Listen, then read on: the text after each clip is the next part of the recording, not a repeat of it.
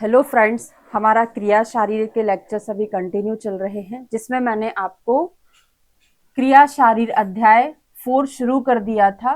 दोषों के स्वरूप गुण कर्म हमको पढ़ना था। इसमें मैंने आपको वात के स्वरूप हो गया है, गुण कर्म सब कंप्लीट कर लिया है ना। पित्त का हमने गुण देख लिया है, स्वरूप देख लिया है। ऐसे ही हमने कफ का गुण और स्वरूप देख लिया है। आज की क्लास में हम पढ़ेंगे पित्त के सामान्य कर्म और पित्त का अग्नि से संबंध। ये तो ऐसे का ऐसा क्वेश्चन एग्जाम में पूछा गया है आपका, शायद 2023 के पेपर में आया था। बीच बीच में पेपर भी आपसे डिस्कस करूंगी, चलो आज ही कर लेते हैं।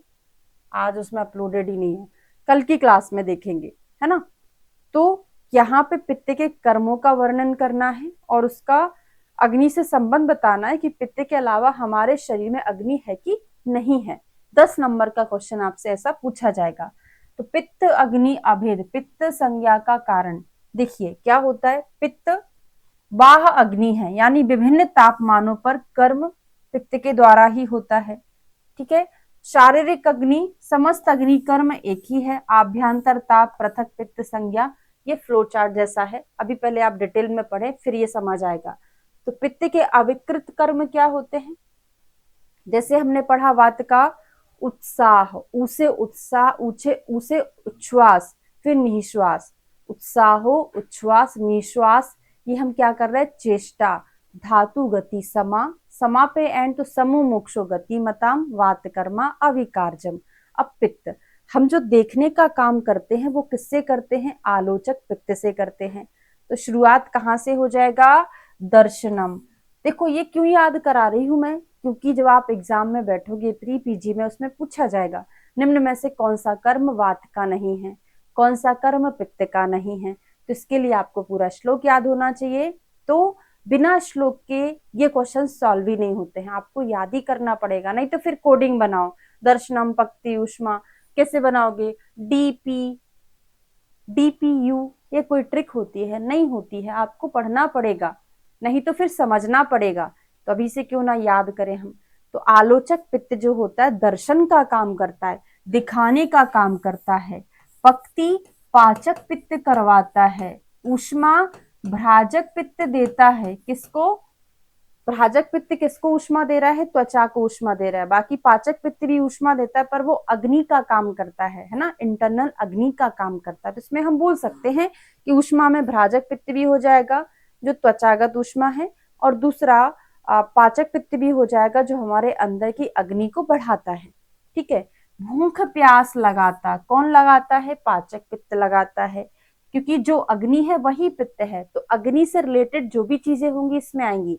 पहला दर्शनम, फिर पक्ति, ऊष्मा, भूख प्यास, क्षुधा तृष्णा, देह को मृदुता रखना, देहम मार्दवम, प्रभा और प्रसाद। पा से पित्त में, पा से प्रभा भी है और प्रसाद भी है। जो हमको कंफ्यूज करता है, नहीं मेधा कंफ्यूज करता है। मेधा क्या कंफ्यूज करता है, हम बोलते ना कि जो कफ होता है उसकी धारणा शक्ति, बुद्धि ज्यादा अच्छी होती है। भाई उसकी धारणा शक्ति ज्यादा अच्छी होती है, लंबे समय तक कोई चीज धारण करता है। लेकिन बुद्धि किसकी अच्छी होती है, पित्त वाले की अच्छी होती है।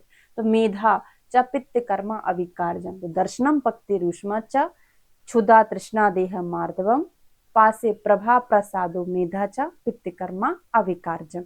ठीक है। तो ये हमने पित्त के सामान्य कर्म देखे। कहाँ का रेफरेंस है, सूत्रस्थान चरक का 18वें चैप्टर का है।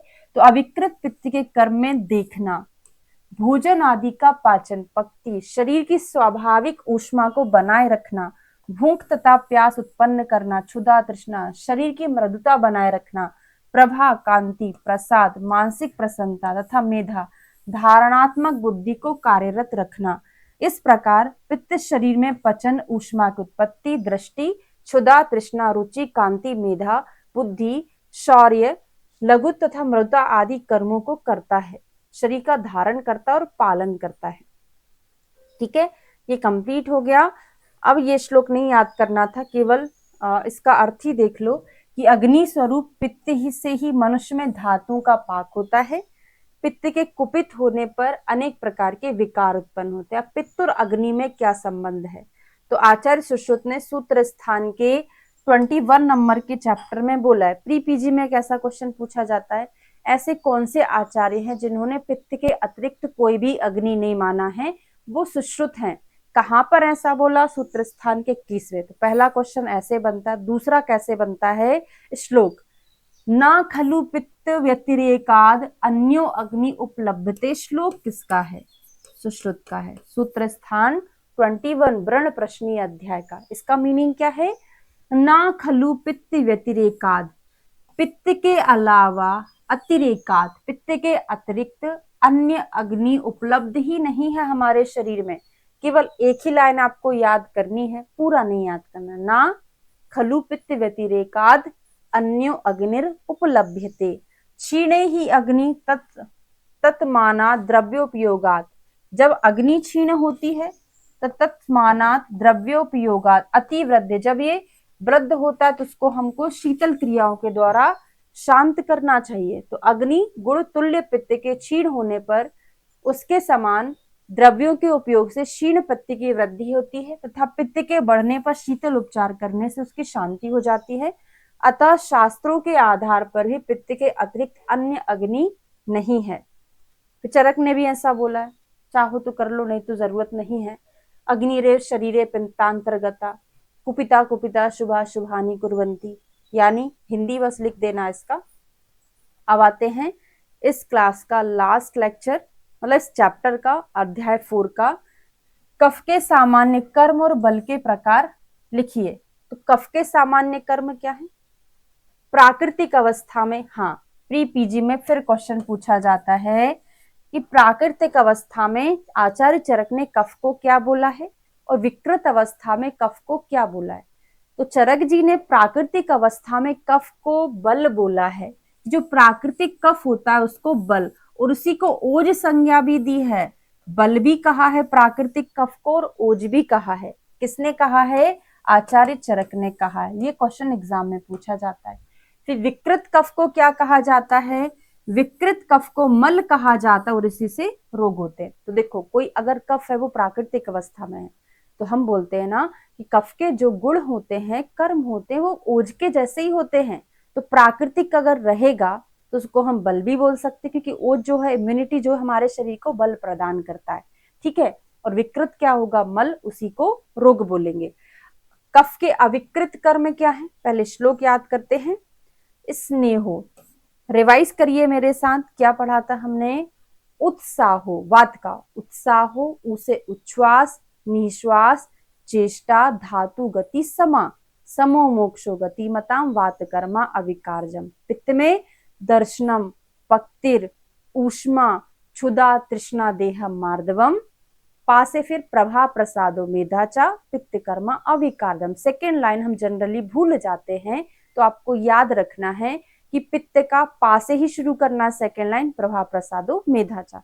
ठीक है। अब हम कफ पढ़ते हैं। तो कफ कैसा होता है? स्निग्ध होता है ना, चिपचिपा होता है, पिच्छल होता है, स्निग्ध होता है कफ। तो क्या करता है वो? कहाँ रहता है? ज्वाइंट्स में रहता है। साइनोवियल जो फ्लूइड है उसको हम श्लेष्मक कफ बोलते हैं। ये क्या करता है? हमारी संधियों को बांधे हुए रखता है, जोड़ के रखता है। तो स्नेहो बंधा, और जब ये बांध के रखता है संधियों को, तो संधियों में क्या रहती है? स्थिरता रहती है। जब भी आप श्लोक को याद करें ना, ऐसे तोड़ मड़ोड़ के याद किया करो, तभी याद होगा। तो स्निग्ध रहता है, बंधन का काम रहता है, जिससे हमारा ज्वाइंट्स स्थिर रहता है ना, स्थिरत्वम। और कफ कैसा होता है? हैवी होता है, गौरवम, वृषताबलम, है ना। तो कफ के जो गुण होते हैं शुक्र के जैसे होते हैं, तो वृषता और बलम। इसको हम थोड़ा सा मॉडिफाई कर लेते हैं याद करने के लिए। तो ये तो हमने हो गया, कर लिया। अब ब्रश मतलब बैल कैसा होता है? हैवी होता है और बलशाली होता है। तो गौरव, वृषता बलम, ब्रश के इधर गौरव कर देना, उधर बल कर देना, यानी ब्रश यानी बैल कैसा होता है? गौरव होता है, हैवी होता है और बलशाली भी होता है। फिर से पढ़ो, स्नेहो बंधा स्त्रीत्वम चा गौरवम वृषताबलम, और क्षमा धृतिर आलोभश्च। तो कफ वाला क्षमा जल्दी कर देता है, धृति धारणा शक्ति ज्यादा अच्छी होती है, और मेधा किसकी अच्छी होती थी? पित्त की अच्छी होती थी। इसलिए पूछा जाता है उनमें से कौन सा पित्त का कर्म नहीं है? तो प्रभा उसका था, धृति यहाँ पर है। तो धृति अलोभश्च, अलोभ, लोभ नहीं रहता इसको। और क्षमा धृति अलौल्यम करके आता है, वो मांससार पुरुष में आता है। क्षमा धृति अलौल्यम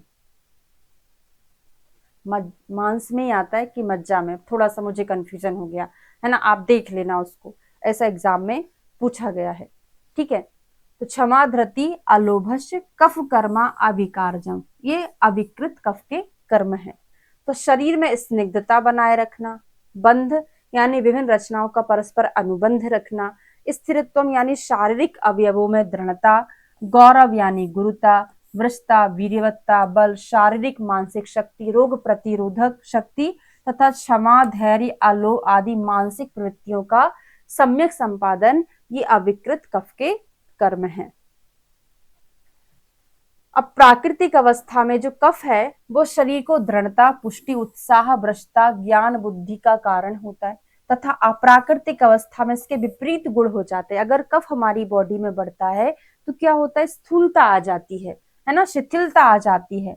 अपुष्टि, अगर ये कैसा हो जाएगा, विकृत यानी क्षय हो जाएगा तो कृशा आ जाएगी, अनुत्साह, आलस्य, अवृषत्व, अज्ञान, मोह का कारण होता है। प्राकृतिक कफ को बल या ओज की संज्ञा दी है और विकृत को मल बोला है, ऐसा चरक ने, ये क्वेश्चन में प्री पीजी में क्वेश्चन पूछा ही जाता है। प्राकृतस्तु बलम श्लेष्मा विकृतो मलम उच्यते सा चैव ओजा, यानी श्लोक याद नहीं करना है, जस्ट ऐसे ही बता रही हूं आपको रेफरेंस के लिए। तो क्या है, प्राकृतिक अवस्था में श्लेष्मा को बल, इसी को ओज बोला है, और विकृत अवस्था में कफ को मल, इसी को पापमा कहा है।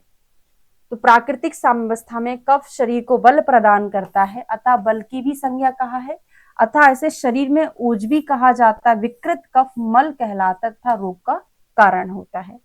बल के 3 प्रकार हैं। अब बल का भी हमको वर्णन करना था, तो बल के 3 प्रकार हैं। कहाँ का रेफरेंस है, जब मैं आपको चरक सूत्र स्थान का 11वां चैप्टर पढ़ाती हूँ, त्रियशनी अध्याय, वहां पे 3 प्रकार के हम अष्टत्रिक, मतलब 8 प्रकार के 3-3 के जोड़े पढ़ते हैं, इसको अष्टत्रिक के नाम से जानते हैं, है ना। उसमें 3 प्रकार के बल है, त्रिविध बल के नाम से जाना जाता है। कैसे होते हैं, सहज, कालज, युक्तिकृत। सहज यानी जो हमें अपने आपको जनरली मिला है वो सहज बल। कालज बल, जैसे हेमंत ऋतु में अच्छा खाना पीना खाते हो तो बल अच्छा हो जाता है। युक्तिकृत यानी आप कुछ औषधियों के सेवन से बल, औषधियों के सेवन से जो बल बढ़ा रहे हैं अपने अंदर, उसको हम बोलते हैं युक्तिकृत बल, है ना। तीनों को श्लोक याद नहीं करना, इतना बस याद करो, त्रिविधम बलम इति, 3 प्रकार के बल है, सहज, कालम, युक्तिकृतम च, बस बाकी का ये नहीं याद करना। तो सहज बल जो शरीर तथा मन का स्वाभाविक बल है, मानसिक बल को उत्साह कहते हैं, जो सहज बल का ही एक अंग है। फिर अगला कालज बल यानी ऋतु तथा, हाँ ऋतु मैंने बताया, आयु भी रहता है कि वृद्धावस्था में अलग बल है, युवावस्था में अलग है ना, बाल्यावस्था में अलग बल होता है। तो ऋतु तथा आयु के प्रभाव से उत्पन्न बल विसर्ग काल, हेमंत शिशिर में श्रेष्ठ, आदान काल, ग्रीष्म के अंत में दुर्बल, मध्यम काल में मध्यम। तो अगर आप इसको डिवाइड कर देंगे बहुत अच्छे नंबर मिलेंगे। शिशिर, बसंत, ग्रीष्म, वर्षा, शरद, हेमंत। यहाँ पे शिशिर और हेमंत में श्रेष्ठ बल, बसंत, वर्षा और शरद, हाँ बसंत और शरद में मध्यम, शिशिर, बसंत, ग्रीष्म और वर्षा में अल्प बल। ऐसे करके आप 3-3 डिवाइड कर देंगे, बहुत अच्छे नंबर मिलेंगे। युक्तिकृत बल क्या होता है, आहार विहार चेष्टा के संयोग से उत्पन्न जो बल होता है, उपार्जित जो होता है, उसको हम युक्तिकृत बल बोलते हैं। इनको लिखने की जरूरत नहीं है। तो फाइनली हमारा 4th नंबर का चैप्टर भी खत्म हो गया है, जो था दोषों के गुण, स्वरूप और कर्म। इसके बाद मैं अगला चैप्टर आपको पढ़ाने वाली हूं, वात के विशिष्ट कर्म, फिर इसके बाद पित्त के विशिष्ट कर्म, उसके बाद कफ के विशिष्ट कर्म, है ना। तो विशिष्ट कर्म तो आपको प्री पीजी में सर बहुत ही ज्यादा अच्छे से पढ़ाते हैं, पूरा एक चार्ट के थ्रू पढ़ाते हैं, एक एक चीजें क्यों पढ़ाते हैं, क्योंकि एग्जाम में क्वेश्चन पूछा जाता है, तो वहां से भी आपका पूरा कवर हो जाता है। लेकिन हम यहाँ पर भी उसको एक बार पढ़ेंगे, है ना। वहां पे तो क्योंकि उसमें पूरा बहुत माइनर सा एक एक चीज हमको रटना पड़ता है, तो कोडिंग के थ्रू, इमेजिनेशन के थ्रू उसको याद कराया जाता है। ठीक है, चलिए, थैंक यू सो मच, मिलते हैं अगली क्लास में वात के विशिष्ट कर्म के साथ। ओके।